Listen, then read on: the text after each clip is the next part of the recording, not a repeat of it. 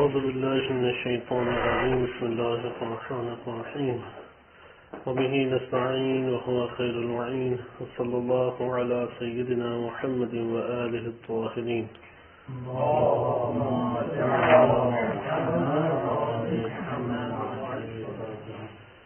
علم رجال کے موضوع پہ ہم کتاب قیاس و فوات فی کلیات علم الرجال، فی کلیات علم الرجال معروف کتاب ہے کلیات فی علم الرجال شیخ سیف سبحانی کی.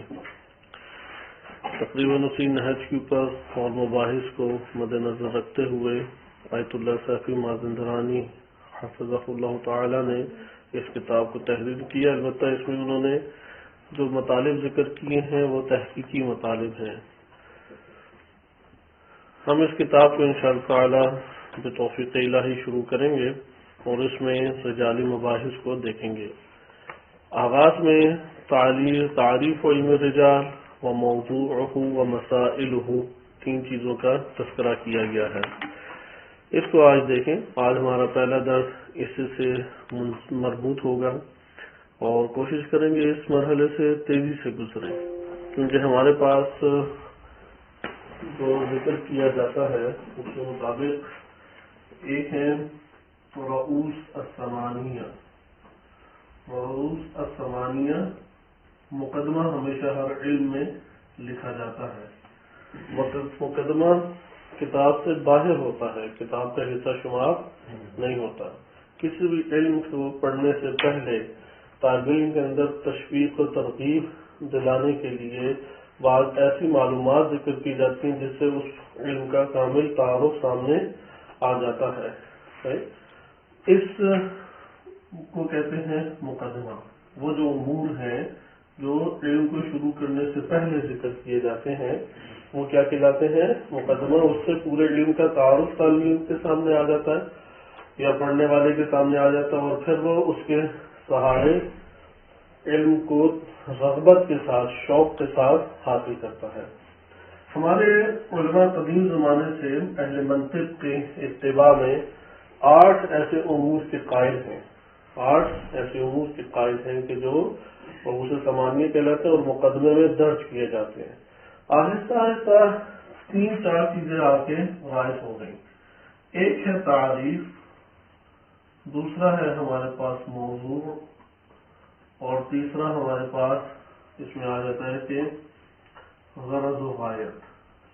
لیکن یہاں پہ جو انہوں نے بیان کیا ہے وہ ہے مسائل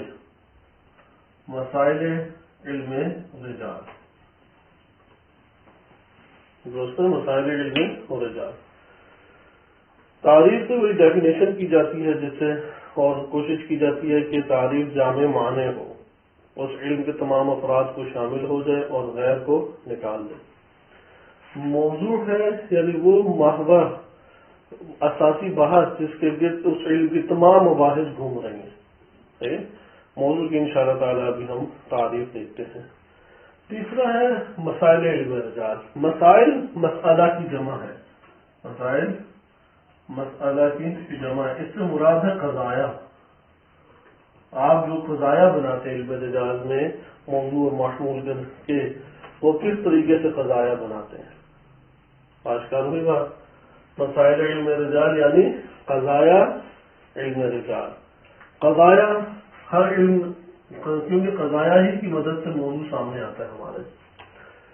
قضایا علم رجال مثلا زرارۃ ثقۃ، صحیح، یا ابن ابی حمزہ البطائنی مثلا ضعیف.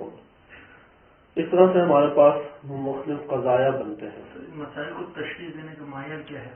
مثلا یہ علم کا مسئلہ ہے، کیسے یہ موضوع ہمیں پتا ہے. اس کے اوپر اختلاف ہے. آیا علوم میں جو اختلاف ہے وہ موضوع کی وجہ سے یا غرض و غایت کی وجہ سے ہے. یہ مباحث جو ہے یہ کفایہ کے آغاز میں پڑھے جاتے ہیں تفصیل کے ساتھ. اصولیوں نے اسے بہت کھلایا ہے. ہم ادھر مختصر طور پہ چلیں گے. مثلا موضوع کی تعریف انہوں نے کی ہے کہ ما یبحث عن عوارضہ، یا بھی کہہ سکتے ہیں جس طرح سے کفایہ میں ما یبحث فیہ عن عوارضہ الذاتیہ. موضوع کہتے ہیں کہ جس کے عوارض ذاتیہ سے بحث کی جائے. جس میں اس شے کی عوارض ذاتیہ سے بحث کی جائے. تو عوارض کی قسمیں کرتے ہیں کہ عارض ہے، ایک عارض ذاتی ہے، ذاتی من باب عیسیٰ وجی ہے یا من باب برہان ہے. اسی طرح عرض کی قسمیں کی جاتی ہیں کہ عرضی کو شامل ہے یا حمل جو ہے وہ مطلقاً ہے. اور پھر واسطے کی قسمیں کی جاتی ہیں، واسطہ فی العروض ہے، واسطہ فی الثبوت ہے، واسطہ فی الاثبات ہے. ہم ادھر مختصر یہ رکھتے ہیں کہ جہاں پہ بھی عوارض یعنی بغیر واسطے کے جب حمل کیا جائے محمول کو موضوع کے اوپر، وہ کسی واسطے کے بغیر حمل ہو رہا ہے تو یہ یقیناً اس کے مسائل میں سے ہے. درست ہے. اب یہاں پہ یہ والی بحث کا موقع نہیں ہے علم رجال، یہ علم اصول فقہ میں ہی موقع ہے ہمارے پاس کہ ہم اس پر ایک لمبا چارٹ بنائیں. مثلا ایک واسطہ فی العروض کی مثال لے لیں کہ آپ کہتے ہیں کہ الجسم سریع، صحیح ہے، جسم تیز ہے، صحیح ہے، یا بطیء آہستہ ہے. اصل میں حرکت ہے کہ جو آہستہ اور تیز ہوتی ہے، حرکت کے توسط سے جسم کے اوپر یہ حکم لگ رہا ہے. درست ہے. اب یہاں پہ یہ دیکھیں واسطہ بند ہے.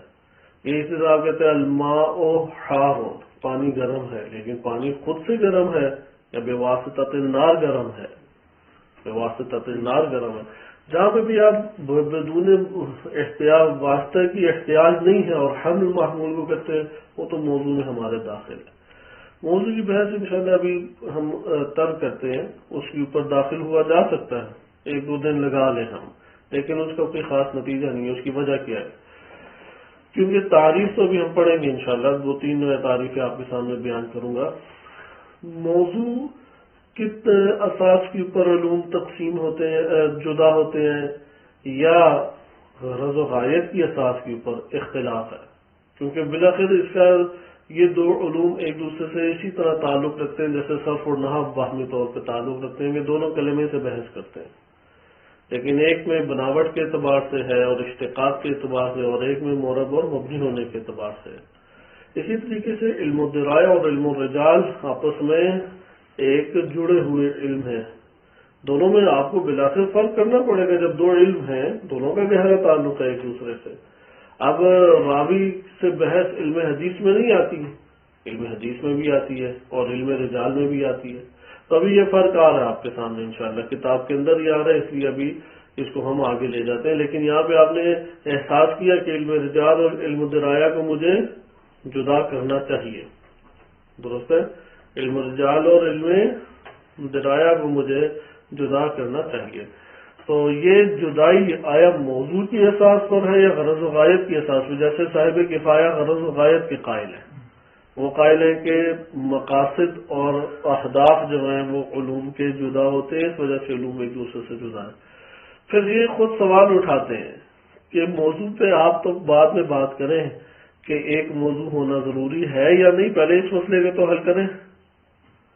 موضوع کی اساس کے اوپر علم جو ہے دوسرے علم سے جدا ہوتا ہے، یہ تو تب مانیں آپ پہلے یہ بحث کریں کہ ہر علم کا موضوع ہوتا ہے یا نہیں ہوتا. تو جو تحقیقی قول ہے اس کے اوپر بھی علماء کی تفصیلی بحثیں موجود ہیں کہ ہر علم کا موضوع ہونا ضروری نہیں ہے، لیکن عادتاً موضوع ذکر کیا جاتا ہے. عادتاً موضوع ذکر کرنے کی وجہ سے مثلا صرف کا موضوع کیا ہوگا؟ کلماتن، لیکن باعتبار التصریف.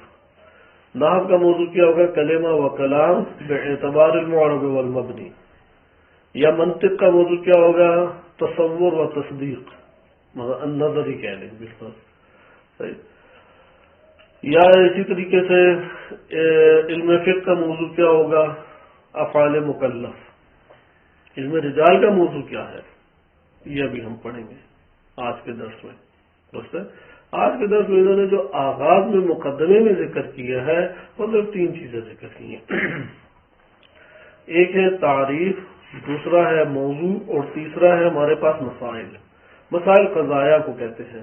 یہ مبادی تصوریہ اور تصدیقیہ میں مسائل کو تقسیم کیا جاتا ہے. مسائل تصوریہ اور مبادی تصوریہ اور تصدیقیہ، یہ وہی اصطلاحات ہیں جو منطق میں ہاشم العبداللہ کے ضمن میں انہوں نے اس میں ذکر کی ہیں. ہاں، اور پھر اس کو اصول فقہ میں خوب اصولیوں نے پھیلایا ہے. آپ اسی کی طرف رجوع کریں، کیونکہ ہمارا کوشش ہوگی کہ علم رجال کو نظری سے زیادہ تطبیقی انشاءاللہ حل کرنے کی کوشش کریں.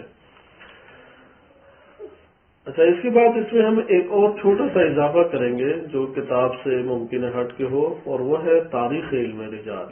علم رجال کی بنیادی کتابوں کا تعارف تو انہوں نے کرایا، لیکن ان کتابوں کا تعارف کرایا کہ جو ہمارے ہاتھوں میں پہنچی.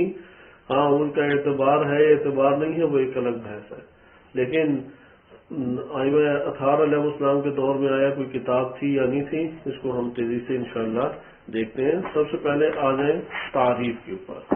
اس کی متعدد تعریفیں کی گئی ہیں، اس کی متعدد تعریفیں ہیں کہ جو ذکر کی گئی ہیں. لیکن کسی بھی علم کی آپ کو تاریخ سے اتنی مقدار میں واقفیت ضروری ہے کہ آپ کو اس علم کے بنیادی افراد کے نام پتہ ہوں، بنیادی کتابوں کے نام پتہ ہوں، تاکہ رجوع کر سکیں. مثال کے طور پہ آج کے دور میں اگر ہم نے علم رجال کو اٹھانا ہے تو ہم علم رجال کو اٹھانے کے لیے فلاسفہ کے قول کو دیکھیں گے. بلاخر بعض فلاسفہ انہوں نے بھی اپنی کتابوں کے ضمن میں بحث کی ہے، جیسے ملا صدرہ رحمۃ اللہ علیہ شرح کافی لکھی تو اس میں انہوں نے سندی تبصرہ قلیل طور پہ کیا ہے.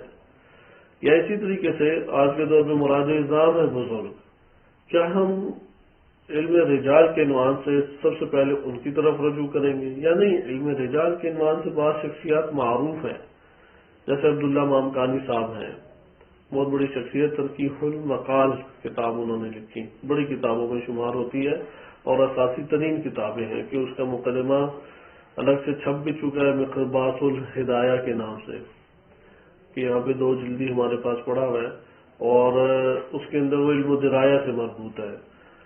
اسی طریقے سے تنقیح المقال میں انہوں نے رجالی قواعد جو ہیں اس کی طرف اشارہ کیا ہے. ان کے اپنے مبانی ہیں، لیکن ایک بڑی شخصیت ہے، آپ کو ان کی طرف رجوع کرنا چاہیے. اسی طرح ایک نام آیت اللہ کوئی کا ہے، معجم رجال الحدیث انہوں نے کتاب لکھی. یا اسی طرح سے آیت اللہ جواد تبریزی رحمۃ اللہ علیہ کا ہے، ان کی بھی رجال کی پر کتاب موجود ہے. یہ شخصیات ہیں جو رجالی عنوان سے معروف ہیں. اس وقت علمیہ میں جو بڑے بڑے نام ہیں علم رجال کے عنوان سے کہ جن کی کتابیں بھی ہیں اور نظریات بھی مطرح کیے جاتے ہیں، وہ آیت اللہ شبیر زنجانی ہیں. ان کے دروس جو ہیں وہ نیٹ پہ پڑے ہیں، ضرور اس کا مطالعہ کریں، اور بہترین دروس ہیں وہ.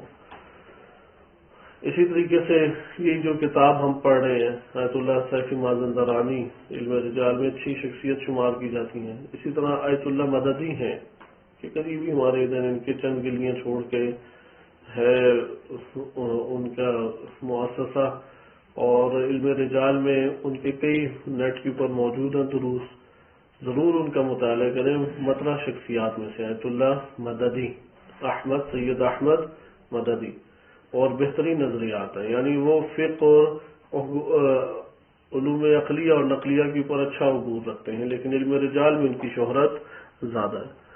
اسی طرح سے بعض لبنانی علماء جیسے شیخ حیدر اللہ ہیں، انہوں نے بھی اچھی کتابیں تحریر کی ہیں، اور بہت سارے نام ہیں. بہرحال آئے ہم کتاب کی طرف آ جاتے ہیں. یہ سب چند نام میں نے اس لیے آپ کی خدمت میں بیان کیے کہ اپنے ذہن میں رکھیں کہ یہ موجودہ معاصر شخصیات تم میں موجود ہیں، اور ان کے درسوں سے استفادہ کر سکیں تو بہت خوب ہے انشاءاللہ. تعریف کیا ہے؟ تعریف میں ذکر کرتے ہیں کہ علم رجال وہ علم ہے جو آیت اللہ صافی مازندرانی نے ادھر ذکر کی ہے. ہم اس تعریف کو پہلے دیکھیں گے کہ علم رجال وہ علم ہے جس میں راویوں کے احوال اور ان کے اوصاف سے بحث کی جاتی ہے. لیکن کن احوال اور اوصاف سے؟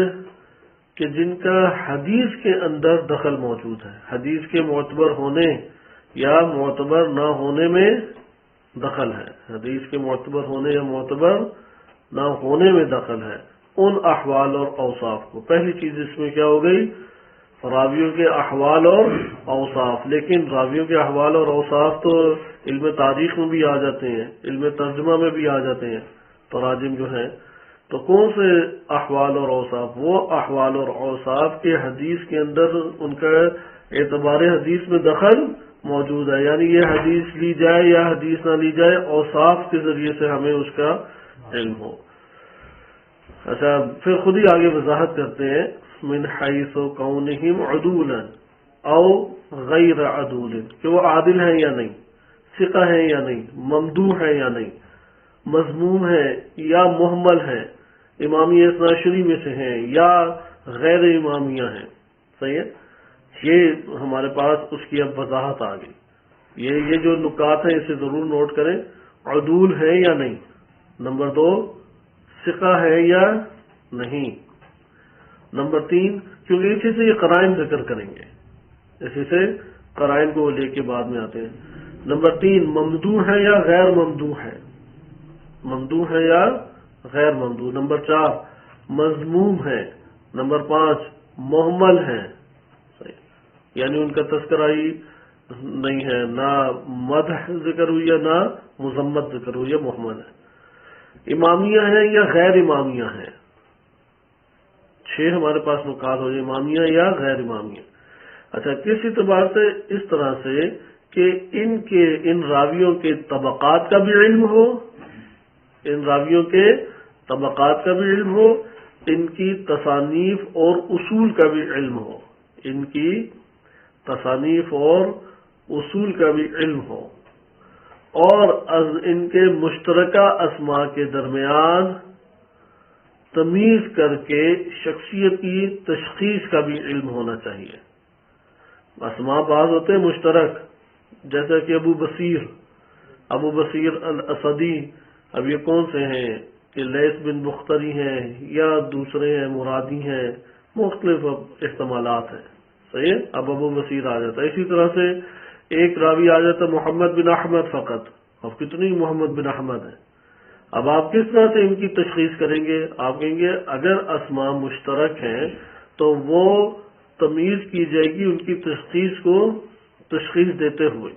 صحیح ہے، اسماء مشترکہ کے درمیان ان کی ہویت کو مشخص کیا جائے، ان کی شخصیت کو مشخص کر کے اسماء مشترکہ میں تمیز دی جائے گی کہ یہ فلاں راوی کا نام ہے، یہ فلاں راوی کا نام ہے۔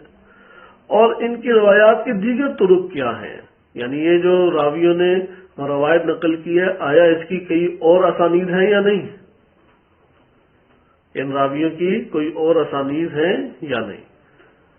یا پھر مختصر کہتے ہیں کہ خبر یعنی حدیث کے اعتبار یا صحیح یا سقم میں ہر چیز جس کا اعتبار ہو کیا کہلائے گا؟ علم رجال سے عبارت ہے۔ یہ در حقیقت انہوں نے اتنے تفصیلی طور پہ الگ الگ نام کیوں لکھے؟ ہمارے ہاں 2 نظریات مبانی کے اعتبار سے پائے جاتے ہیں، 2 نظریات۔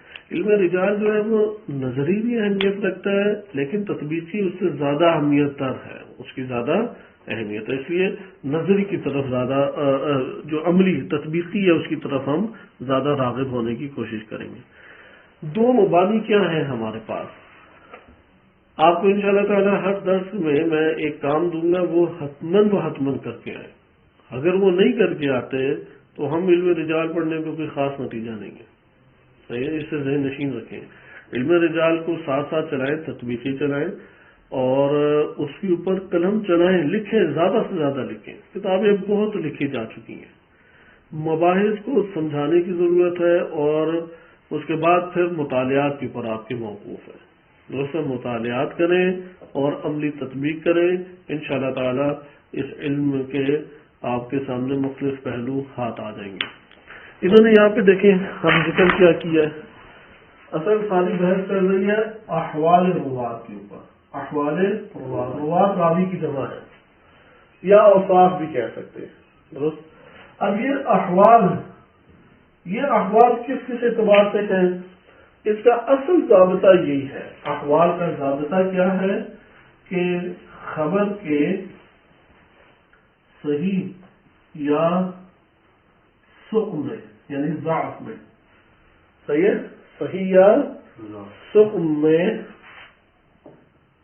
جو چیزیں دخیل ہیں، جو چیزیں یا احوال یا اوصاف دخیل ہیں وہ کیا کہلائیں گے ہمارے پاس علم الرجال کہلائیں گے. درست ہے. یہ تعریف کے مطابق ہے. یعنی اصل معیار اس میں یہ ہے کہ حدیث کے اعتبار میں جو آپ نے حدیث معتبر قرار دینی ہے یا حدیث کو آپ نے صحیح یا حدیث کو ضعیف قرار دینا ہے، حدیث کے اس اعتبار میں جو چیزیں دخل رکھتی ہیں وہ راویوں کے احوال میں سے وہ پھر کیا جمع ہو جائے گا، اس سے علم رجال تشکیل پائے گا. اب انہوں نے جو احوال کی تشریح کیا وہ دیکھیں کیا ہے. پہلے عدول و غیر عدول، یعنی اگر سند کے راوی جو ہے سارے وہ عادل ہے یا غیر عادل، فرق پڑتا ہے اس سے.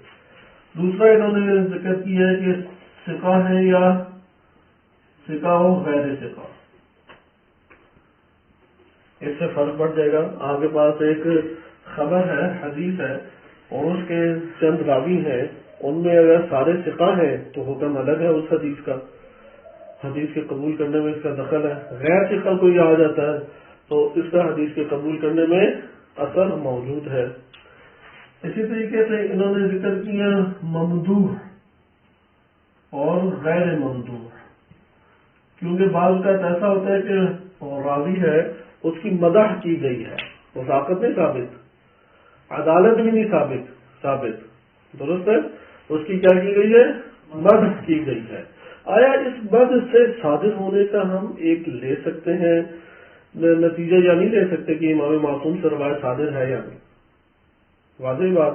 یعنی آپ دیکھتے ہیں کہ علماء رجال نے تعریف کی ہے لیکن تعریف اس سطح پہ نہیں پہنچی ہوئی کہ وثاقت ثابت ہو جائے.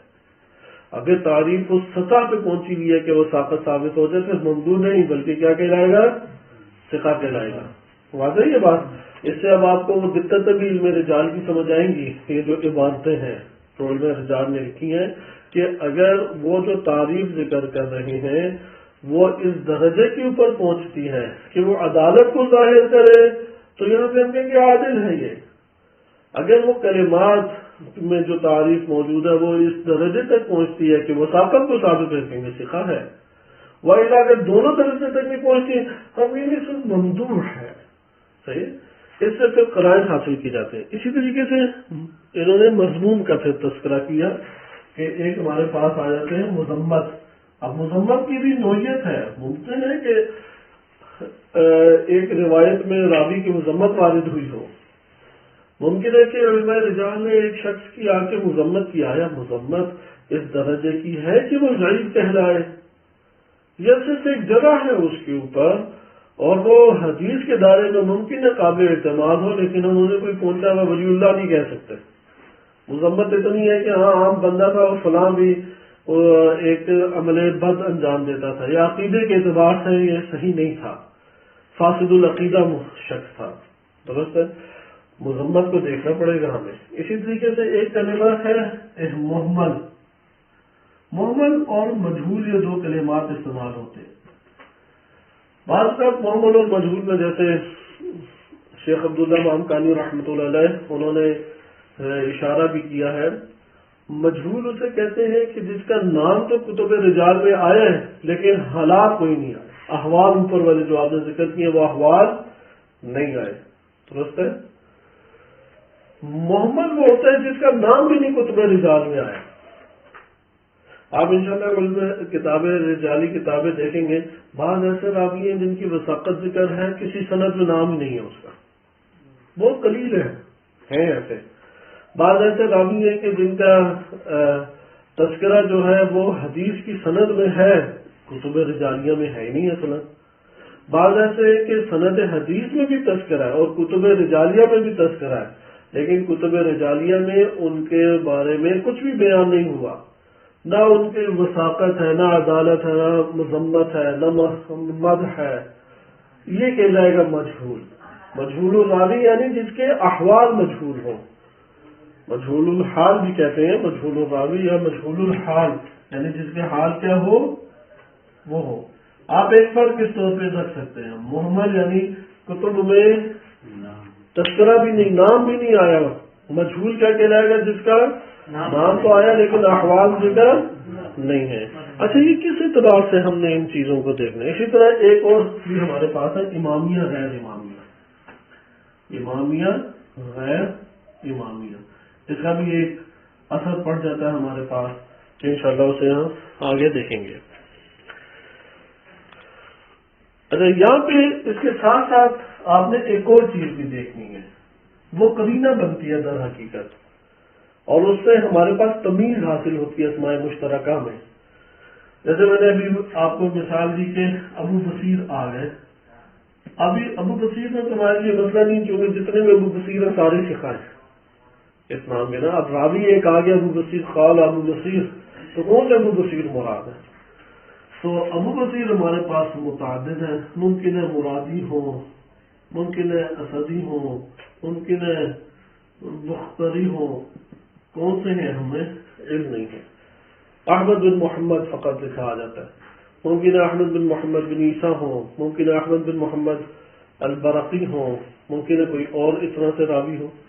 اسماء مشترکات میں جب مشترکات آتے ہیں تو ایک علم آتا ہے طبقات سے، طبقات راوی، یعنی یہ فلاں طبقے کا ہے، مثلا امام علی علیہ السلام کے طبقے کے بعد طبقات آیت اللہ بروجردی نے اچھے اور منظم طور پہ کر کے ذکر کی ہے، حتیٰ کہ شیخ عاصم محسنی افغانستان کے جو عالم دین ہے اور رجال پہ بہت بڑا نام شمار ہوتا ہے، انہوں نے آیت اللہ بروجردی کی بے عینی ہی کاپی پیسٹ جسے کہتے ہیں اپنی کتاب میں کی یہ بحث طبقات کی۔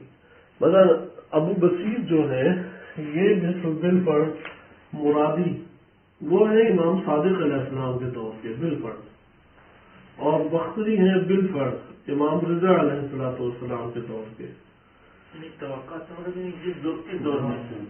طبقات بنائے آئینہ علیہ السلام کے اعتبار سے یا تقسیم ہے، جیسے اہل سنت میں 3 طبقات چلتے ہیں، صحابی ہے، تابعی ہے، تبع تابعی ہے، پھر محدث ہے۔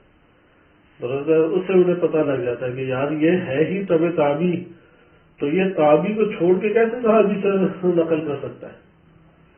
اسی طریقے سے ہمارے ہاں اور بہت ساری روایات ایسی ہیں، آپ کہتے ہیں کہ یار یہ ہے ہی امام باقر علیہ السلام کے طبقے کا، اور امام باقر علیہ السلام کے طبقے میں اس کو یہ ڈائریکٹ امام باقر علیہ السلام کو چھوڑ کے ڈائریکٹ نقل کر رہا ہے امام علی علیہ السلام سے، تو کیسے امام علی علیہ السلام سے نقل کرتا؟ یقیناً 2 راوی کم سے کم مزید ہونے چاہیے، ادھر روایت ضعیف ہو جائے گی، مرسل کے رہے گی اگر 2 راوی پیدا نہ کر سکے، ہم نہیں ڈھونڈ سکے تو راوی کیا ہو جائے گی، وہ روایت ضعیف۔ تو یہاں پہ طبقات ہمیں فائدہ دیتے ہیں، ایک تو پہچان میں فائدہ دیتے ہیں مشترکات میں، نمبر 2 طبقات کا اثر ہے کہ حدیث کو قبول کرے یا قبول نہ کرے۔ ایسی روایتیں ہیں مثلا سلیم بن قیس ہلالی سے ہے، اب عمر الیمانی وہ ذکر کرتے ہیں براہ راست سلیم بن قیس ہلالی سے، یہاں پہ وہ کہیں گے سلیم بن قیس ہلالی امام علی علیہ السلام، امام حسن مجتبی علیہ السلام، امام حسین علیہ السلام اور امام سجاد علیہ السلام کے طبقے کے راوی ہے، تابعی ہے، صحیح ہے۔ اور یہ جو عمر بن یمانی ہے یہ امام صادق علیہ السلام کے دور کا یا امام کاظم علیہ السلام کے دور کا ہے۔ یہ ڈائریکٹ کس طریقے سے کر سکتا ہے؟ لازم بات ہے کہ اگر امام صادق علیہ السلام کے دور کا ہے تو امام باقر علیہ السلام کا طبقے کا ایک راوی ہونا چاہیے، حد اقل ایک ہونا چاہیے، تاکہ امام باقر علیہ السلام کے طبقے کے توسط سے امام سجاد علیہ السلام کے طبقے تک پہنچے۔ صحیح، زنجیر کی ایک کڑی بنتی ہے، اگر درمیان میں کڑی ٹوٹی ہوئی ہو تو وہ روایت کیا کہلائے گی؟ مرسل کہلائے گی، درست ہے؟ اس لیے آپ دیکھیں گا طبقات راوی۔ انہی میں سے ایک اور ہمارے پاس بحث آتی ہے، وہ ہے تصانیف الراوی، تصانیف یا اصول۔ اصل کسے کہتے ہیں؟ اصل اور تصانیف، اصل جمع ہے، اصول جمع ہے اصل کی، صحیح ہے؟ اصول کس کی جمع ہے؟ اصل کی۔ یہ وہ ہمارے پاس کتاب ہے یا کتاب سے کہہ رہے ہیں اصل، کہ جو امام معصوم علیہ السلام سے لکھا گیا ہے، صحیح ہے؟ یا براہ راست ان سے امام معصوم سے لکھا ہے، ان کے اقوال اس نے جمع کیے ہیں، یا وہ شخص جس نے امام معصوم سے سنا ہے اس سے سن کے آپ نے اکٹھا کیا ہے۔ اصل میں اصل در حقیقت اس طرح سے کتاب کی صورت میں کاملاً تقویت بندی کے ساتھ نہیں ہوتے، مثلا امام صادق علیہ السلام سے نماز کے بارے میں راوی نے ایک جگہ پہ حدیثیں ساری اکٹھی کر لی، جیسے حدیث سجستانی کی کتاب الصلاۃ معروف تھی، درست ہے؟ ہمارے یہاں یہ والا مقدمہ اہمیت کا حامل ہے۔ کیوں اہمیت کا حامل ہے؟ تاریخ ہم رجال کے اوپر جب آتے ہیں تو ہمارے علماء کی یعنی اصحاب ائمہ علیہ السلام کی وہ چند روشیں تھیں۔ ایک روش یہ تھی کہ وہ لکھ لیا کرتے تھے امام علیہ السلام کی جانب سے جو معلومات ملتی تھیں، موضوعاتی بات کا تحریر کرتے تھے، جیسے صرف نماز کے بارے میں حدیثیں راوی نے اکٹھی کی۔ اب راوی جو لکھ رہے وہ امام علیہ السلام کے مختلف دروس سے فائدہ اٹھایا یا اپنے دور میں ہی ان افراد سے براہ راست سنا ہے کہ جنہوں نے امام سے سنا تھا، درست ہے؟ اب یہ جو ہمارے پاس اصل پہنچے گی اس کی اتھینٹسٹی ہوگی یا نہیں؟ لیکن یہاں پہ یہ بھی امکان ہے کہ وہ جو اصل لکھنے والا ہے، اصل مکتب تشیع میں اصطلاح ہے، کسی اور علم میں اہل سنت کے علم رجال و علم حدیث کی اصطلاح نہیں ہے، یہ اصطلاح فقط و فقط مکتب تشیع میں علم رجال کی اصطلاح ہے کہ وہ کتابیں جو اہل بیت علیہ السلام کے اصحاب نے ائمہ علیہ السلام کے فرمودات کو سن کے یا وہ افراد کہ جنہوں نے امام سے سنا ہوا تھا ان سے سن کے انہوں نے نقل کیا اور اسے تحریری صورت دی۔ ممکن ہے کہ وہ تبویب شدہ ہو یعنی باب بندی کے ساتھ ہو، ممکن ہے کہ باب بندی نہ ہو، ممکن ہے کہ کئی موضوعات شامل ہو، ممکن ہے صرف ایک موضوع کے اوپر مشتمل ہو، درست ہے؟ 400 اصول اربع میں 400 اصول معروف تھے، اصول اربع میاں،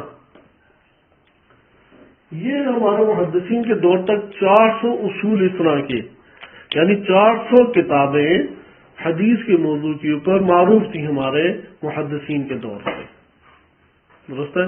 اس کو تصانیف و اصول انہوں نے نام دیا ہے، راوی کی تصانیف۔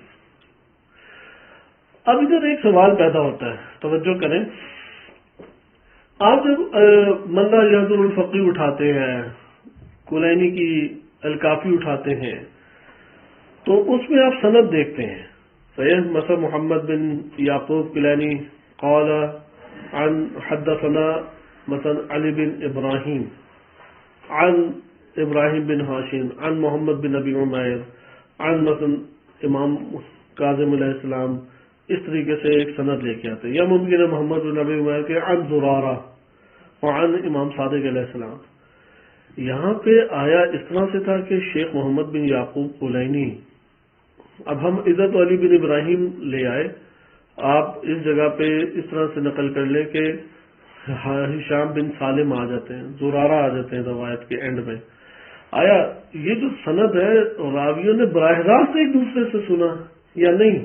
علی بن ابراہیم تک اصل میں اصل پہنچی تھی کتاب، صحیح ہے؟ اور وہ کتاب جن شخصیات کے ذریعے سے پہنچی تھی ان کی سند یہ بنتی ہے، اور اس کتاب سے پھر انہوں نے ساری حدیثیں نقل کی۔ در حقیقت ہمارے پاس جو علم حدیث کے مجامع بنے ہیں، الکافی ہے، مندہ ریاض الفقی، استفسار، تہذیب، یہ ساری کتابیں اصل سے لی گئی ہیں، صحیح ہے؟ یہ کہاں سے لی گئی ہیں؟ اصل۔ اس وجہ سے اس کا اعتماد زیادہ بڑھ جاتا ہے۔ ہاں راویوں سے بھی آئی ہیں، ایک راوی ادھر بیٹھا ہوا ہے، وہ کسی دور دراز مقام پہ سفر کر کے جاتے ہیں، اس سے حدیث سنتے ہیں، وہ کہتے ہیں تم نے کس سے لی؟ وہ کہتا ہے میں نے فلاں سے لی۔ کیا اس نے کہاں سے لی؟ اس نے کہتے فلاں سے لی، پھر اس کی تحقیق کرتے ہیں۔ اس طرح بھی ہے ہمارے پاس، لیکن اہل سنت میں سن کے زیادہ ہے اور ہمارے ہاں کتاب کے ذریعے سے زیادہ ہے۔ کس کی زیادہ اعتماد بڑھ جاتا ہے؟ تحریری جو ہے اس کی وہ وزنی ہو جاتی ہے، بے شرطے کہ مصنف جو ہے وہ ثابت ہو جائے، ثقہ ثابت ہو جائے، صحیح ہے؟ اس لیے آپ اب نجاشی کی اٹھائے رجال تو اس میں فہرست ہے کتابوں کی، راوی کی، اور انہوں نے نام ذکر کرنے کے بعد سند ذکر کی ہے۔ اگر وہ سند تام ہوئی اور صحیح سند ہوئی تو پھر ہم یہ کہیں گے کہ جہاں جہاں پہ وہ اس راوی سے نقل کر رہے ہیں تو انہوں نے در حقیقت اصل تھی اور اصل سے اصل سارا کا سارا نقل کیا، اور یہ والے راوی ادھر تذکرہ کر رہے ہیں، درست ہے؟ اس لیے آپ کو کتابوں میں یہ والا کام اب بڑھ جائے گا۔ یہاں پہ انہوں نے یہ اس لیے ذکر کیا کہ ہمارے پاس ایک قرینہ بن جاتا ہے۔ بعض ایسے مسائل آتے ہیں اور وہاں پہ علماء میں اختلاف بھی برپا ہوتا ہے کہ انشاءاللہ آپ پڑھیں گے کہ جیسا کہ نماز غفیلہ کے بارے میں، نماز غفیلہ ہمارے پاس مصباح المتحجت کتاب شیخ طوسی رحمۃ اللہ علیہ کی، اس میں نقل کی گئی ہے، اور اس میں ہے کہ روا عن ہشام بن سالم. اب ہشام بن سالم ان کی اصل تھی، وہ آپ کو اب اصل کا ہمیں کیسے پتہ لگے گا؟ نجاشی اور طوسی کی رجال سے، ادھر لکھا ہوتا ہے لہو اصل، صحیح ہے. اس کی اصل پھر پہنچی یا نہیں پہنچی دوسری تحقیق ہے. اگر اس کی اصل پہنچی ہے سعید ابن طاؤس تک، اس لیے سعید ابن طاؤس کہتے ہیں میں نے ساری اصل یہاں سے نقل کیا، ہم ان کی کتابوں کو کہہ دیں گے کہ یہ صحیح سند روایت. اب آیت اللہ خوئی وغیرہ آئے اور انہوں نے اس کے اوپر تھوڑا سا زیادہ تحقیقی نگاہ ڈالی اور مشہور سے کے مقابلے میں نادر قول کو اختیار کیا. مشہور ہمارے اسی طریقے سے قرائن کو لے کے چلتے تھے، جیسے ابھی ہشام بن سالم مصباح میں اس نے نقل کیا. اب آپ دیکھیں تہذیب الاحکام جو کتاب ہے شیخ طوسی کی، اس میں نہیں ہے نماز غفیلہ کا تذکرہ، مصباح المتحجت میں ہے. جہاں مصباح المتحجت کا میں جو ہے سند ادھر موجود نہیں ہے، صرف ذکر ہے ہشام بن سالم اور کوئی تذکرہ موجود نہیں ہے. اب اس جگہ پہ کیسے آپ روایت کو لیں گے؟ اس جگہ پہ ایک طریق تو یہ ہے کہ تہذیب میں شیخ نے ذکر کیا ہے کہ میں نے جو بھی ہشام بن سالم سے روایتیں نقل کی ہیں وہ یہ سند ہے. آپ سند دیکھ لیں گے اور کہیں گے کہ پوری تہذیب میں جہاں ہشام بن سالم آیا ہے اس کی یہ سندیں موجود ہیں. یہ اب ممکن ہے شیخ طوسی نے خود نہ کہا ہو، بلکہ الگ الگ سے سندیں پوری ذکر کی ہیں جہاں پہ بھی ہشام بن سالم کی، اور وہ ساری سندیں ہی صحیح سند ہیں. تو آپ تہذیب کے دائرے میں تو حکم لگا دیں گے. اچھا، اب اسی طریقے سے اگر ہشام بن سالم کی اصل ہے تو انہوں نے اس کے 3 سندیں ذکر کی، 3 میں سے 1-2 تو یقیناً ہے، ٹوٹل 6 سندیں بن جاتی ہیں کہ یہ اصل جو ہشام بن سالم نے کتابیں لکھی تھی یا اصول لکھے تھے ائمہ کی روایات سے، وہ کتابیں شیخ طوسی تک پہنچی اور اس کے 3 طرق انہوں نے خود ذکر کیے مثلا فہرست میں، اور 3 اور طرق آپ کتابوں سے نکال لیتے ہیں. اس سے آپ کو یقین ہو جاتا ہے یہ جو کتابوں کا مجموعہ جو ہشام بن سالم نے لکھا تھا یہ شیخ طوسی تک پہنچی کتابیں، اور شیخ طوسی نے ان کتابوں سے نقل کی ہے. تو یہاں پہ آپ کہیں گے کہ ہشام بن سالم چونکہ اصل پہنچی تھی اور اس اصل سے مصباح المتحجت میں نقل کیا، اور وہ جو اصل ہے وہ صحیح سند طریق سے پہنچی تھی اور اس کتاب میں کوئی ایسی گڑبڑ نہیں کی گئی تھی، تو یہ ہمارے لیے روایت کیا ہو جائے گی؟ صحیح سند ہو جائے گی، اور آپ استحباب کا حکم دے سکتے ہیں، کوئی شریعہ خاص کر سکتے ہیں.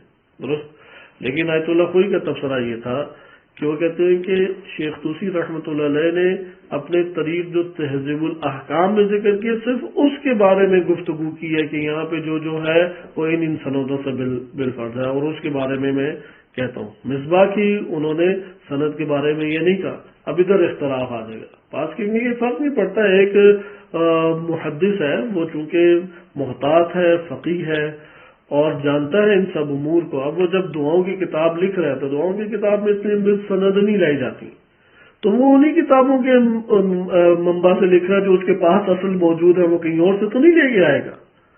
اس کی بنا پہ نماز غفیلہ کو مستحب کہہ دیا جاتا ہے. اگر یہ قرینہ قبول نہ کریں پھر نماز غفیلہ مستحب نہیں رہے گی، رجا کی نیت سے پڑھیں گے. آپ دیکھیں حکم شریع پہ کیسے اثر پڑتا ہے، اور آپ نے اصل کے اوپر آئے. اس لیے جو تصانیف ہے اس کو آپ نے مد نظر رکھنا ہے کہ کس کس راوی کی اصل موجود ہے. یہ پہلی خبر ہمیں لینے پڑے گی. نمبر 2، وہ اصل آیا اس محدث تک پہنچی ہے یا نہیں، وہ ہمیں کہاں سے پتہ لگے گا؟ فہرستوں سے. درست ہے. اور پھر اگر اس اصل پہنچی ہے اور ادھر سے اس نے نقل کیا مان لیں گے.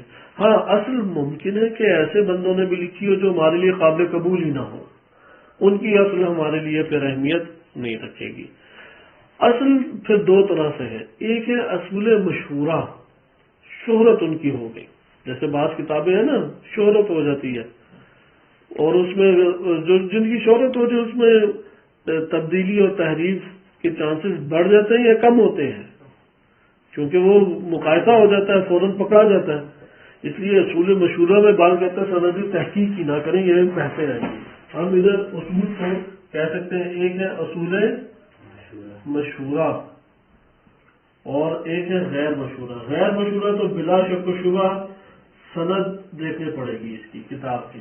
صحیح سند دیکھیں گے اور یہ سند نجاشی نے بھی ذکر کی ہے اپنی رجال میں اور فہرست میں شیخ طوسی رحمۃ اللہ علیہ نے بھی ذکر کی ہے. اصول مشہورہ ہے تو اس کے بارے میں مختلف آراء ہیں. یہ آپ کے پاس ہو گیا اصل کے تصانیف کے اعتبار سے. اور اسی کے ذریعے سے پھر آپ کیا کرتے ہیں تشخیص دیتے ہیں اسماء مشترکات. یہ دونوں اسباب بنتے ہیں اسماء مشترکہ میں تقسیم کرنے کے لیے. بس آپ کہیں گے کہ وہ جو ابو بصیر مرادی ہے وہ امام صادق سے نقل کرتے ہیں اور ابو بصیر بالفرض ابھی میں ایک فرضی مثال کے طور پہ گیا اسدی ہے وہ امام کاظم علیہ السلام سے نقل کرتے ہیں. دونوں میں فرق آ جائے گا. کیسے پتہ لگے گا؟ جو ان سے حدیثیں لے رہے ہیں. صحیح ہے. اسی میں تیسرا نقطہ ایک اور ہمارے پاس اہمیت کا حامل ہے وہ ہے کہ راویوں کی روایات کے طرق جمع کرنا. طرق یعنی اسانید مختلف اسانید. یہ بھی ہمارے پاس ایک قرینہ بن جاتا ہے. راویوں کی روایات کے طرق. صحیح ہے. روایات کے طرق یا اسانید کا ذکر کرنا. یہ ہمیں کہاں پہ فائدہ دیتا ہے؟ کئی جگہوں پہ فائدہ دے گا. مثلا ایک راوی کی سند تہذیب الاحکام میں وہ ضعیف ہے لیکن وہی راوی کی سند اسی راوی سے وہ الفہرست میں صحیح سند ہے.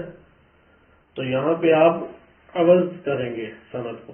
کہیں گے ہاں تہذیب کی ضعیف ہے لیکن فہرست میں جو روایت ہے وہ کیا ہے؟ صحیح سند ہے.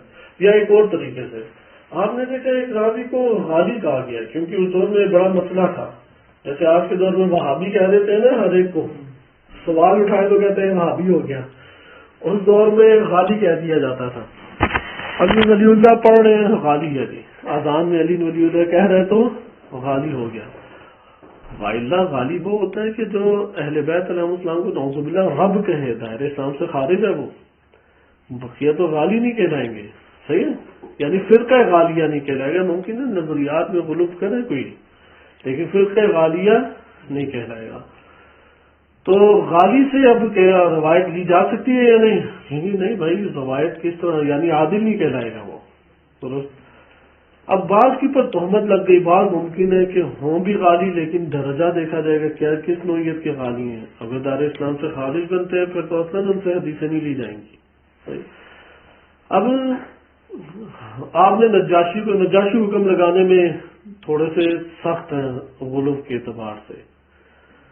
تو دیکھا کہ انہوں نے یا ابن غزائری ہیں انہوں نے غالی متہم کیا اور اس وجہ سے کذاب کہہ دیا ہے ضعیف کہا ہے. اور وجہ کیا ضعیف کہنے اور کذاب کہنے کی؟ غلو. تو آپ اس راوی کی تمام روایتیں پھر جمع کرتے ہیں. تو یہ کافی سے بھی لے آئے مناجات الفقی سے بھی لے آئے تہذیب سے بھی. یہ آپ نے دقت کی کہا کہ میں نے تو ساری حدیثیں اکٹھی کی ہیں اس میں کسی جگہ سے بھی غلو نہیں ہے. تو آپ کہیں گے بالفرض اگر وہ راوی غالبی ہو تو ہمارے محدثین نے حدیث لیتے ہوئے احتیاط برتی اور صرف وہ حدیث سے نقل کی ہے کہ جن کے قرائن ان کے پاس موجود تھے کہ امام معصوم سے صادر ہوئی ہے اور اس کا مضمون سالم ہے. درست. تو اس طرح سے مرویات اکٹھی کر کے اعتماد حاصل کر سکتے ہیں اور رجالیوں نے جو ان کے اوپر ایک سخت جرح کی ہے اس سے بچایا جا سکتا ہے. جیسا کہ آج کل اب لکھی جا رہی محمد بن ابی عمیر کی ساری کی ساری مسانید کیا ہمارے پاس سہل بن زیاد نے ضعیف قرار دیا ہے اور اتنی زیادہ روایتیں سہل بن زیاد سے ہیں اتنی زیادہ روایتیں کہ 6-7 جلدی مجموعہ بن جاتا ہے. اتنی حدیثیں ہیں اس سے اور فقہ کی حدیثیں زیادہ ہیں. تو فقہ کی حدیثیں گھڑنا تو ویسے مشکل ہے. اور سہل بن زیاد کی طرف دیکھیں گے کہ کیوں انہیں ضعیف قرار دے دیا. اگر وہ غالی قرار دیا تو غالی کا فقہ میں تو اس طرح سے آ کے حدیثیں گھڑنا بہت قلیل ہے. اور پھر ہم پیچھے سے دیکھیں گے کہ کتنے اسباب ہیں گھڑنے کے. تو یہ ہمارے پاس ایک قرینہ بن جاتا ہے جس کی بنیاد پہ آپ کہیں گے کہ ہم اس کی حدیثوں کو باوجود اس کے کہ علماء رجال نے ضعیف قرار دیا ہے لیکن آپ اس کو صحیح قرار دے سکتے ہیں یا قابل اعتماد قرار دے سکتے ہیں. درست ہے. یہ آپ کے پاس چند امور تھے کہ جو روایت میں جو تعریف کے باب سے ہمارے پاس بنتے تھے. ابھی ہم عربی عبارت پڑھتے ہیں، لیکن اس سے پہلے میں ایک دو آپ کی خدمت میں تیزی سے اور تعریفیں بھی علم رجال کی بیان کر دوں جو ذکر کی ہیں علماء نے. اور کہا جاتا ہے کہ جیسے شیخ جعفر سبحانی کی تقریباً اس کے قریب قریب ہی ہے. ایک تعریف جو ملا علی کنی نے ذکر کی ہے توضیح المقال فی علم رجال میں، مختصر سی تعریف ہے. کہتے ہیں موضع لتشخیص روات الحدیث، حدیث کے راویوں کی تشخیص کے لیے جو کچھ وضع کیا گیا ہے ذاتن و وصفن. صحیح ہے. ذاتن و وصفن مدحن و قدحن، چار امور ذکر کی ہیں کہ اس اعتبار سے ذاتن و وصفن مدحن و قدحن، قدح وہی مذمت ہے، جرح ہے، جرحن بھی لکھ سکتے ہیں. اس اعتبار سے راویوں کی روات حدیث کی تشخیص کے لیے جو کچھ وضع کیا گیا وہ علم رجال کہلاتا ہے. عبداللہ مامکانی صاحب نے کیا تعریف کی ہے وہ بھی آپ سن لیں. جب آپ نے یہ تعریف مکمل کر لی تو بقیہ تعریفوں پہ بھی ایک نگاہ آپ ڈال لیں. عبداللہ مامکانی صاحب کہتے ہیں علم یبحث فیہ عن احوال الراوی، کہ وہ علم ہے کہ جس میں راوی کے احوال سے بحث کی جاتی ہے من حیث ہو، یعنی اس اعتبار سے اتصافی بشرائط قبول الخبر وعدمہ، کہ راوی جو ہے وہ متصف ہے ایسی شرائط سے کہ جن کی بنیاد پہ خبر کو قبول کیا جائے یا خبر کو قبول نہ کیا جائے. صحیح ہے. راوی کے متصف ہونا ایسی شرائط کے ساتھ کہ جس سے خبر کو قبول کیا جائے یا قبول نہ کیا جائے. آپ دیکھیں اصل میں معیار ہمارے پاس وہی ہے. اعتبار حدیث میں جو امور دخیل ہے اور وہ راوی کے احوال سے تعلق رکھتے ہیں تو اس کو علم رجال کہہ دیا جاتا ہے. آیت اللہ سیفی مازندرانی حفظہ اللہ تعالی نے اسے تھوڑا سا پھیلا کے بیان کیا ہے. اس طور پہ ہمارے پاس دو اصطلاحات آ جاتی ہیں اور اسی کے اوپر ہم آج کا درس بھی ختم کرتے ہیں. ایک ہے متن حدیث اور ایک ہے سند حدیث. متن حدیث وہی مضمون خبر ہے. سند حدیث وہ ہمارے پاس کیا ہے؟ مجموعہ راوی. مثال کے طور پہ آپ ایک روایت دیکھتے ہیں کہ قال محمد بن یعقوب عن علی بن ابراہیم عن ابراہیم بن ہاشم عن مثلا ابن ابی عمیر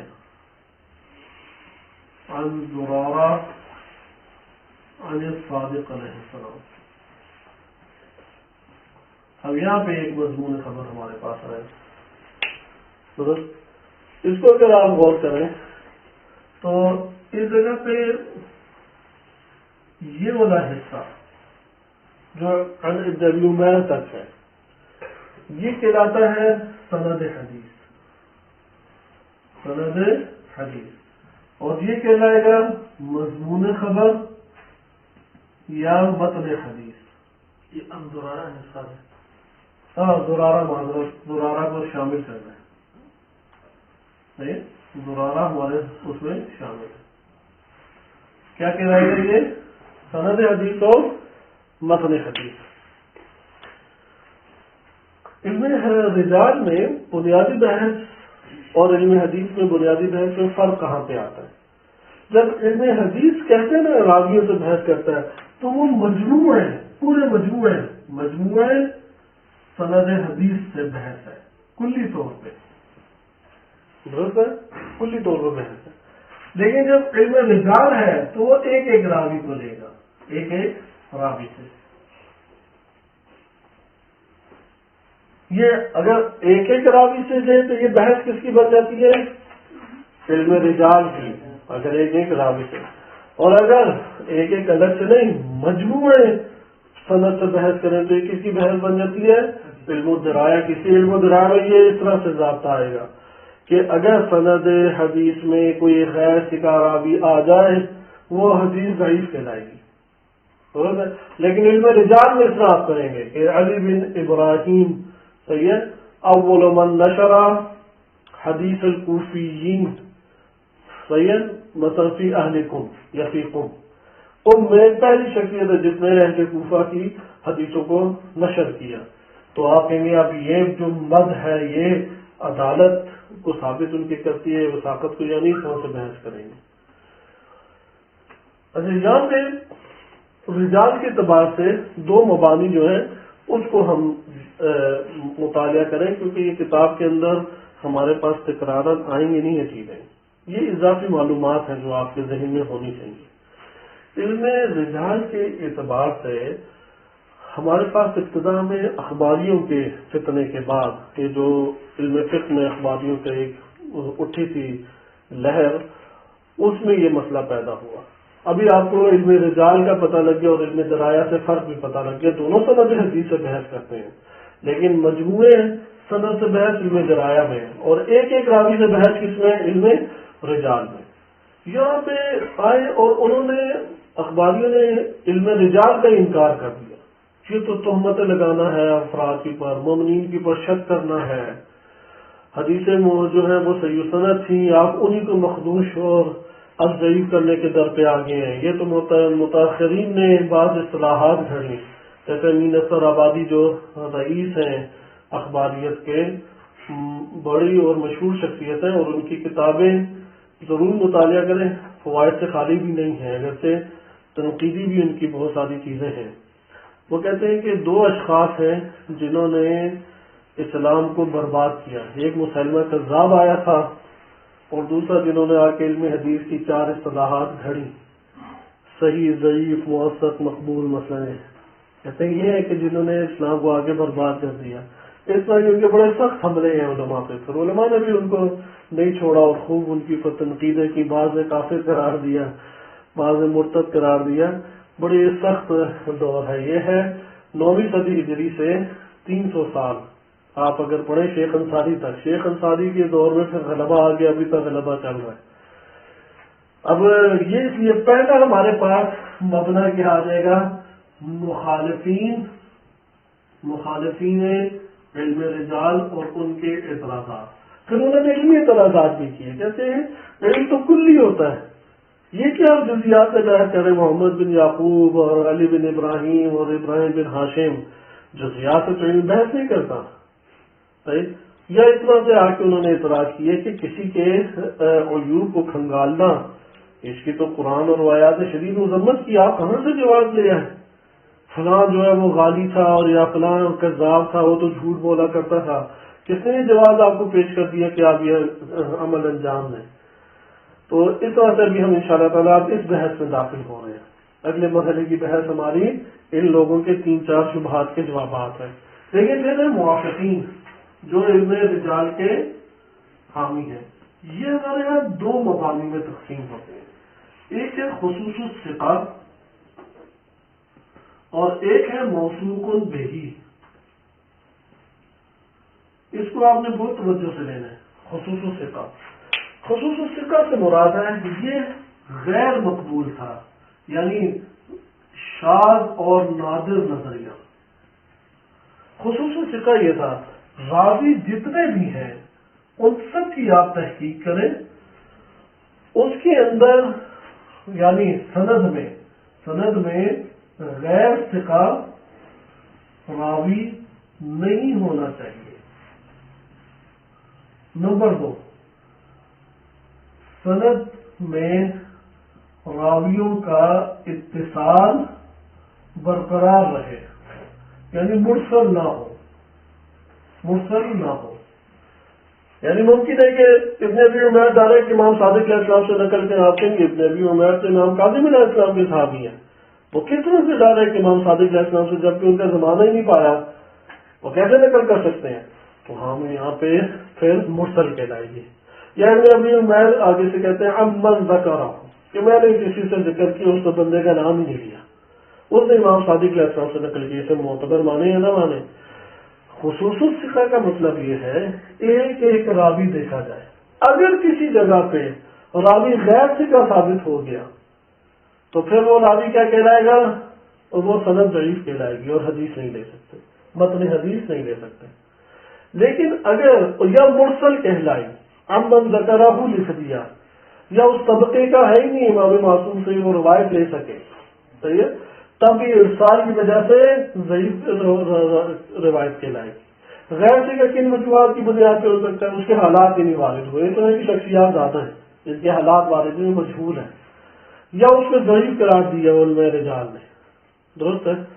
یہ خصوصی ثقہ آیت اللہ خوئی اس کے سب سے بڑے حامی تھے، اسی کے اوپر انہوں نے پھر مجموع رجال الحدیث کا پہلا جو جلد ہے مقدمہ تفصیلی طور پہ لکھا، اور اس میں انہوں نے اس کی بنیادوں کو محکم کیا۔ پھر ان کے شاگردان پوری دنیا میں پھیلے، اور بڑی بڑی شخصیات جو شاگردوں میں وہ شیخ عاصم موصلی ہیں اور اس طرح کی دیگر شخصیات ہیں، اور اس طرح سے آیت اللہ خوئی کا مبنا اگرچہ مشہور علماء کے خلاف ہے لیکن وہ پھیل گیا، صحیح، جیسے آج کے دور میں آیت اللہ خوئی کا مبنا ہی ہر جگہ پہ پھیلا۔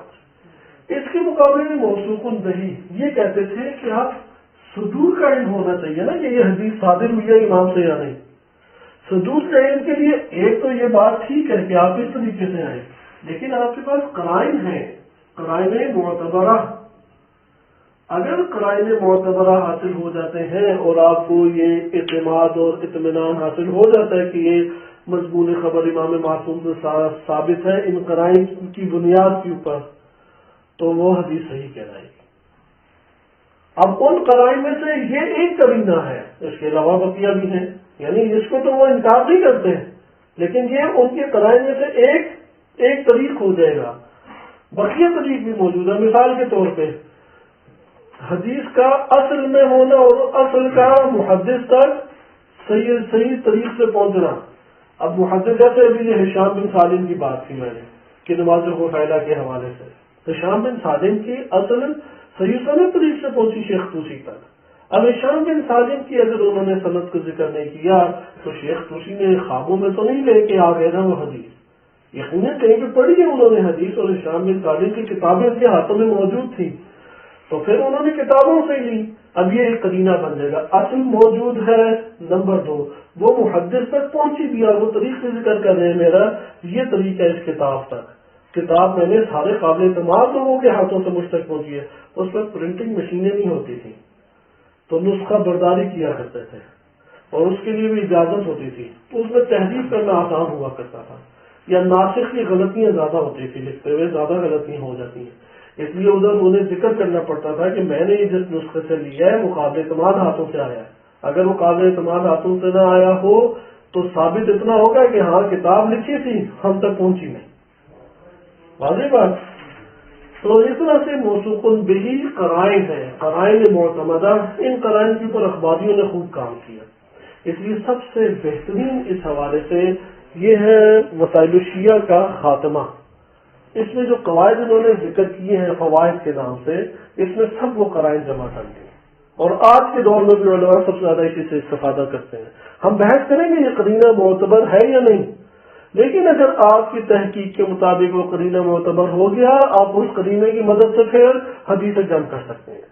موثوق بہی آیت اللہ صافی معظم بالخصوص وہ اس نظریے کے قائل ہیں، موثوق بہی کے آیت اللہ بروجردی اسی کے قائل ہے۔ امام خمینی کا زیادہ میدان بھی اسی کی طرف تھا۔ آج کے دور میں اب یہ پھر دوبارہ سے ابھارا جا رہا ہے، اب کے ایام جو آپ کے سامنے چل رہے ہیں حوض علمیہ قم میں، آیت اللہ مددی بھی اسی کے قائل ہے۔ آیت اللہ کو یہ نہیں کہتے کہ کوئی قرینہ نہیں ہے، وہ بھی قرائن معتبرہ کی بنیاد پہ مانتے ہیں، لیکن وہ قرائن معتبرہ زیادہ قبول ہی نہیں کرتے، یعنی 90% یا 95% قرائن معتبرہ انہوں نے اس کو نہیں قبول نہیں کیا۔ شیخ عاصم موصلی کہ ان کی یہ جو کتاب ہے بڑی بہترین کتاب ہے، معجم الاحادیث المعتبرہ، اب انہوں نے وجہ سے خطبہ شکشکیہ وہ قرینے کی بنیاد پہ معتبر قرار دیا ہے۔ اکرمہ کے اوپر اعتراض کرتے ہیں شیخ عاصم موصلی، لیکن انہوں نے بتایا کہ میں یہ قرائن کی بنیاد پہ اسے قبول کر رہا ہوں، اس لیے جزوی طور پہ پس ادھر ہمیں ہوگا ایک ہے اصالتاً اور ایک ہے بالعرض۔ خصوص الثقہ والے اصالتاً لے لیتے ہیں خصوص الثقہ کو، بالعرض ثانوی طور پہ بعض قرائن معتبرہ مل جائیں اور اس پر اعتماد حاصل ہو جائے وہ بھی لے لیں گے، لیکن موثوقن میں جس کی پر اعتماد قائم ہو گیا ہے قرائن کی مدد سے، وہ لوگ اصالتاً قرائن کی بنیاد پہ لیتے ہیں اور ثقہ کو بالثانی مانتے ہیں، ایک قرینہ اس میں سے، درست ہے۔ ہم جو کتاب پڑھ رہے ہیں اس میں یہ والی بحث زیادہ ہے، قرائن کے اوپر زیادہ ہے، درست ہے، اور قرائن مشہور بھی ہمارے پاس ہے، اور اس قرائن کے اعتبار سے خاتمۃ المستدرک کے 3 جلدیں ہمارے پاس یہ موجود ہے، اور اسی طریقے سے وسائل الشیعہ اس کے آخری جلد، اور اس میں جو فوائد ہیں، فوائد کے نام سے ذکر کیا، یہ امین اصغر آبادی صاحب نے بھی فوائد اچھے ذکر کیے اور اس پر تفصیلی بحث کی ہے۔ مثلا اصحاب اجماع میں سے ہونا، آیت اللہ خوئی نے قبول نہیں کیا اصحاب اجماع میں سے ہونا، کشی نے ذکر کیے ہیں اصحاب اجماع میں سے ہونے کو قرینہ شمار کرتے ہیں، اگر ایسی مازندرانی بھی قبول کرتے ہیں کہ اصحاب اجماع میں سے وہ ہمارے لیے ثقہ ہے، وہ شیخ الثقات اسی طریقے سے آئے گا ایک قرینہ۔ اب آپ شیخ باقر رضوانی کی کتاب پڑھیں تو شیخ باقر رضوانی حفظہ اللہ تعالی انہوں نے اکثر قرائن کو قبول نہیں کیا، بعض قرائن کو جزوی طور پہ قبول کیا، بعض قرائن کو کلی طور پہ قبول کیا ہے۔ تیزی سے عبارت دیکھ لیں کتاب کی، پھر انشاءاللہ تعالی آگے بڑھتے ہیں، اور ہماری یہ تعریف مکمل ہوئی۔ التعریف علم رجال وہ علم ہے یبحث فیہ ہے جس میں بحث کی جاتی ہے احوال الرواة و اوصافہم کے راویوں کے احوال اور ان کے اوصاف سے، التی لہا دخل فی اعتبار الحدیث، حدیث کے معتبر ہونے میں اعتبار میں ان احوال کا کیا ہے دخل ہے، من حیث اس اعتبار سے کونہم عدولا کہ یہ راوی عادل تھے، او غیر عدول یا غیر عادل تھے، موثقین اور غیر موثقین، ثقہ تھے یا غیر ثقہ تھے۔ عادل اور ثقہ میں کیا فرق ہے؟ عدالت کے حوالے سے یہ رسائل کلباسی ہیں، ادھر بھی ہمارے پاس بعض وہ موجود ہیں کتابیں، اس کے اندر ان کی یہ تعریفیں موجود ہیں، ضرور پڑھیں۔ ثقہ اہل سنت میں عدالت اور ثقہ میں کوئی فرق نہیں ہے، یعنی اس عادل وہ ہوتا ہے کہ جو محرمات سے اجتناب کرے، واجبات کی پر عمل کرے۔ بعض کہتے ہیں نہیں، عدالت ملکہ کا نام ہے، ملکہ حاصل ہو جائے گناہوں سے بچنے کا، دونوں باتوں میں فرق ہے۔ ایک دفعہ ایک بندہ محرمات سے بڑی مشکل سے بچ پاتا ہے، یعنی اسے سر درد شروع ہو جاتا ہے، نامحرم سے نگاہیں جھکاتے جھکا لیتا ہے، لیکن ٹینشن میں پھر سارا دن رہتا ہے۔ یہ عادل کہلائے گا پہلی تعریف کے مطابق۔ ایک ہے کہ جسے کوئی ٹینشن نہیں ہوتی، ملکہ حاصل ہے، اس کی وجہ سے نگاہیں جھک جاتی ہیں۔ بہرحال عدالت ہر دو تعریف مانے یا جو بھی تعریف ہو، عدالت سب سے مافوق ہے۔ ثقہ ہمارے ہاں اس سے مراد یہ ہے کہ امامیہ نہ ہو لیکن حدیث لینے میں سچا ہو، امامی نہ ہو لیکن جھوٹ نہیں بولتا حدیث کے بیان میں، درست ہے۔ اگر امامی بھی ہو تو یہاں پہ وثاقت میں امامی غیر امامی دونوں ہی شامل ہو جاتے ہیں، لیکن اس کی اہمیت بڑھ جائے گی، صحیح ہے۔ بس وثاقت میں کون شامل ہو گیا؟ امامی غیر امامی دونوں ہی شامل ہو گئے۔ مثلا سکونی ہے، سنی ہے، ابن فضال ہے اور افطحی مذہب کے قائل تھے، صحیح ہے، یا اسی طریقے سے بعض ہیں واقفی مذہب کے، ناموسی مذہب کے ہیں، غیر امامی ہیں لیکن حدیثیں بیان کرنے میں سچے ہیں، یہ ثقہ کہلائیں گے۔ ممدوحین و غیر ممدوحین او مذمومین او محملین، احمال کی تعریف ہو چکی ہے۔ من الامامیہ الاثنا عشریہ، امامیہ اثنا عشریہ میں سے ہیں، او غیرہم یا غیر امامیہ، ومن حیث الاطلاع علی طبقاتہم، اس اعتبار سے کہ ان کے طبقات کا بھی علم آپ کو ہے، و تصانیفہم و اصولہم، ان کے اصول اور تصانیف کا بھی علم ہے کہ آپ کے سامنے وضاحت ہو چکی ہے اصول کسے کہتے ہیں، و تشخیص ہویتہم، اور ان کی شخصیت کی پہچان، ہویت یعنی ان کی شخصیت کی تشخیص پہچان، بالتمییز بین الاسماء مشترکت، یہ کیوں طبقات، تصانیف اور ہویت، اس کے ذریعے سے آپ اسماء مشترکہ کے درمیان کیا کرتے ہیں؟